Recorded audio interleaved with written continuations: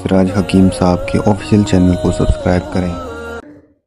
अल्लाह के नबी आपका जनाजा कौन पढ़ाए? साहबा रिज़वानुल्लाह ताला अलैहिम अजमईन ने सवाल किया कि अल्लाह के नबी जनाजा कौन पढ़ाए? आप सल्लल्लाहु अलैहि वसल्लम ने इरशाद फरमाया, और ये भी बात याद रखें कि जो गुस्ल का मामला है ना, वो सिर्फ आप सल्लल्लाहु अलैहि वसल्लम के साथ नहीं, आपकी उम्मत के साथ नहीं, बाकी तमाम अंबिया को भी गुस्ल दिया गया। तमाम अंबिया अलैहिस्सलाम को गुस्ल दिया गया है। हत्ता की रिवायत के अंदर आता है हजरत आदम अलैहिस्सलाम को फरिश्तों ने गुस्ल दिया, और फरिश्तों ने उस वक़्त के उसके अहल वयाल को, लोगों को बता दिया कि ये इस उम्मत की और आपके मुर्दों के गुस्ल का तरीका है। फरिश्तों ने बता दिया। अल्लाह के नबी आपका जनाजा कौन पढ़ाए? तो अल्लाह के नबी ने फरमाया, आप लोग गुस्ल से, कफन से फारिग हो गए तो मुझे मेरी कब्र के पास ले जाएं, कब्र के पास मुझे रखें, फिर आप लोग बाहर निकल जाएं। अब इसमें मुख्तलिफ रिवायात हैं कि सबसे पहले मेरा खलील हजरत जिब्रील अलैहिस्सलाम आकर मेरा जनाजा पढ़ेंगे, फिर मीकाईल अलैहिस्सलाम मेरा जनाजा पढ़ेंगे, फिर इसराफील अलैहिस्सलाम मेरा जनाजा पढ़ेंगे, और फिर इज़राइल अलैहिस्सलाम मलकुल मौत मेरा जनाजा पढ़ाएंगे। इसके बाद क्या होगा? इसके बाद जब फरिश्ते फारिग हो गए जनाजा पढ़ने से, तो फिर मेरे अहले बैत के मर्द मेरा जनाजा पढ़ाएंगे, फिर इसके बाद औरतें, फिर इसके बाद बच्चे, फिर इसके बाद आम मोमिन मुसलमान मेरा जनाजा पढ़ाएंगे।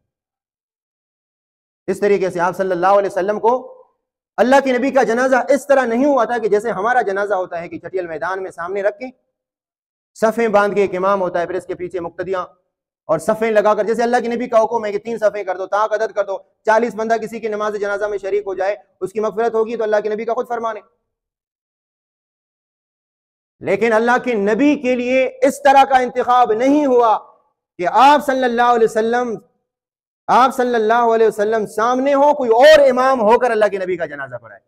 वो खुद इमाम है, कौन अल्लाह के नबी का इमाम होकर जनाजा पढ़ाएगा? आप सल्लल्लाहु अलैहि वसल्लम का जनाजा फकत दुरूद व सलाम था, और अभी भी आप जाकर देखेंगे बैक वक्त इंसानों को छोड़ के, इंसान तो हर वक्त, आपको तो मौका ही नहीं मिलेगा, आप बाबु सलाम से दाखिल हो जाएंगे, आप देखेंगे तेज आप बाबु सलाम में आप दाखिल हो जाएंगे, वहां पे कुरान की आयत लिखी, या अय्युहल्लज़ीना आमनू ला तरफ़ू अस्वातकुम फ़ौक़ सौति नबी। कुरान में भी आयत है कि सहाबा ने किसी मामले में थोड़ी सी आवाज बुलंद की, आप सल्लल्लाहु अलैहि वसल्लम की मौजूदगी में थोड़ी सी आवाज बुलंद हो गई, मतलब सिद्दीक़ अकबर ने कहा नहीं ऐसा करें, उमर फारूक ने कहा नहीं फलान को अमीर बनाकर भेजेंगे, सिद्दीक़ अकबर ने कहा नहीं फलान को भेजेंगे, अल्लाह के नबी की मौजूदगी में आवाज बुलंद हो गई।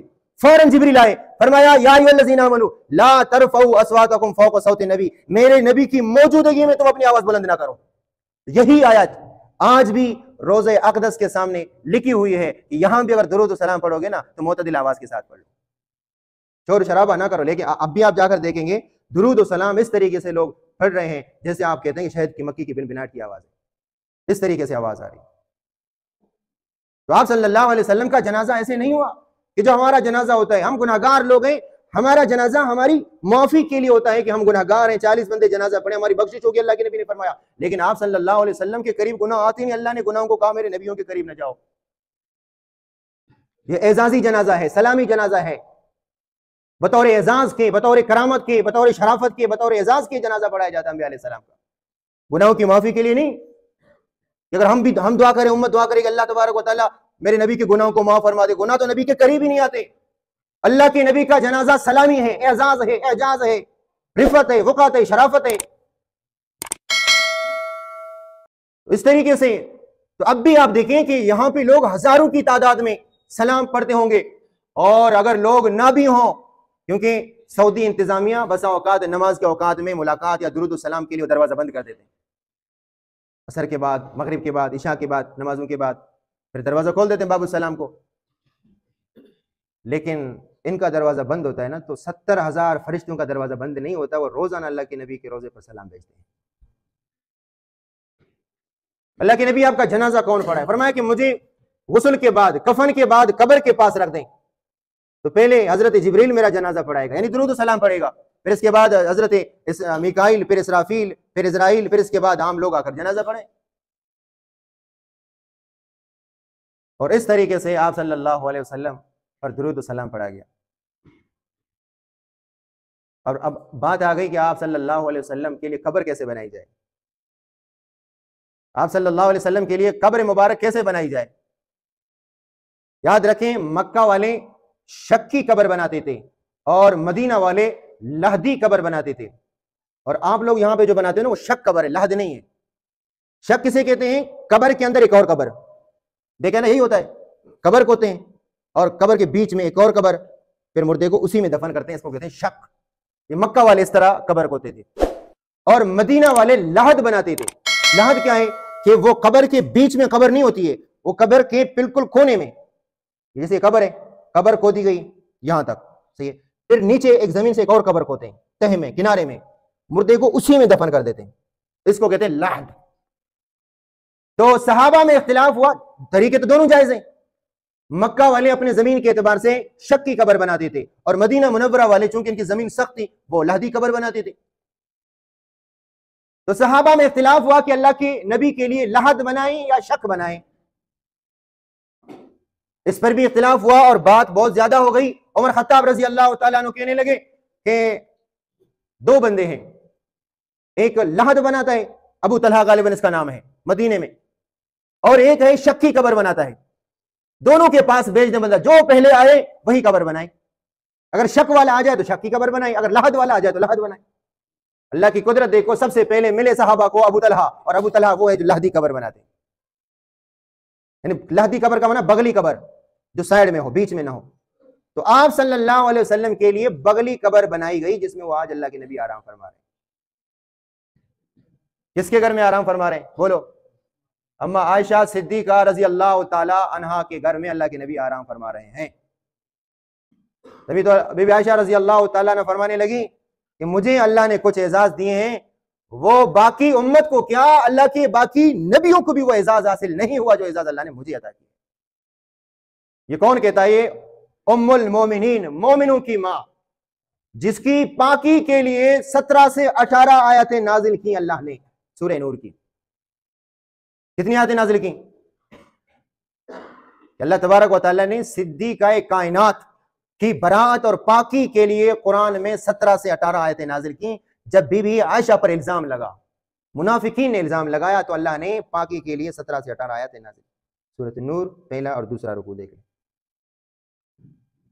ये एजाज था। और दूसरा एजाज भी याद होगा ना आपको कि मेरी बारी में अल्लाह के नबी का विसाल हुआ है, मेरे घर में और मेरी बारी में भी अल्लाह के नबी का विसाल हुआ है। किसकी बारी थी? अम्मा आयशा रजी अल्लाह तआला अन्हा की बारी थी। ये एजाज भी मुझे हासिल है। ये कौन कहता है? ये बीबी आयशा फरमाती है रजी अल्लाह तआला अन्हा। और आप सल्लल्लाहु अलैहि वसल्लम का विसाल कहां पे हुआ है? बैन सहरी व नहरी। बीबी आयशा रजी अल्लाह तआला अन्हा फरमाती हैं अल्लाह के नबी का विसाल हुआ बैन सहरी व नहरी। इस हाल में अल्लाह के नबी का विसाल हुआ कि आप सल्लल्लाहु अलैहि वसल्लम का सर मुबारक मेरे सीने के ऊपर रखा हुआ था। लोग तो ऐब महसूस करेंगे कि बीवी के साथ इतनी कुर्बत हो, लोग क्या कहेंगे? रन मुरीद, बीवी का गुलाम कहते नहीं कहते? यानी बीवी के साथ प्यार मोहब्बत कुर्बत लाना, इसको रन मुरीदी कहते हैं। हालांकि और बहुत सारी ऐसी बातें हैं बीवी आयशा रजी अल्लाह तआला अन्हा से मुतल्लिक अल्लाह के नबी की, में अगर आप बोलो तो आप मुझे स्टेज से नीचे उतार दो। और ये भी फरमाया कि वह जमा अल्लाह बैन रीकी व रीक रसूलुल्लाह सल्लल्लाहु अलैहि वसल्लम। अल्लाह तबारक व तआला ने आखिरी लम्हात में मेरे लुआब को अपने हबीब के लुआब के साथ मिलाया। वो भी बता दिया ना आपको मैंने कि आप सल्लल्लाहु अलैहि वसल्लम ने अब्दुर्रहमान रजी अल्लाह तआला अन्हु के मुंह में मिसवाक देखा तो फरमाया कि मिसवाक मुझे दे दो। तो देखा आखिरी लम्हात अल्लाह के नबी के, तो मिसवाक जरा सख्त थी, तो आप सल्लल्लाहु अलैहि वसल्लम ने अब्दुर्रहमान को इसको नरम करने का नहीं कहा, बीबी आयशा को कहा। बीबी आयशा को कहा कि इसको नरम करो। बीबी आयशा ने अपने मुंह से मिसवाक चबा के नरम करके अल्लाह के नबी को दे दिया। आप सल्लल्लाहु अलैहि वसल्लम ने मिसवाक इस्तेमाल की। तभी बीबी आयशा फरमाती हैं कि अल्लाह ने मेरे लुआब को अपने हबीब के लुआब के साथ मिलाया आखिरी लम्हात में। यह भी एजाज अम्मा आयशा रजी अल्लाह तआला अन्हा को अल्लाह ने दी है आखिरी लम्हात में। इसी को कहते हैं ना कि सिद्दीक़ा कायनात उम्महातुल मोमिनीन, आप सल्लल्लाहु अलैहि वसल्लम की महबूबा और लाडली बीवी। तो इस तरीके से आप सल्लल्लाहु अलैहि वसल्लम आज भी आराम फरमा रहे हैं। किसके घर में? सिद्दीक़ा कायनात अम्मा आयशा रजी अल्लाह तआला अन्हा के घर में आज भी आराम फरमा रहे हैं। क्योंकि ये उसूल है कि जहां पे नबी का विसाल होता है और नबी की तदफीन भी वहां होती है। और आप सल्लल्लाहु अलैहि वसल्लम की आखिरी दिन बीबी आयशा के घर में और क़यामत तक बीबी आयशा के घर में आराम फरमा। और इस टुकड़े को अल्लाह के नबी ने जन्नत करार दिया है।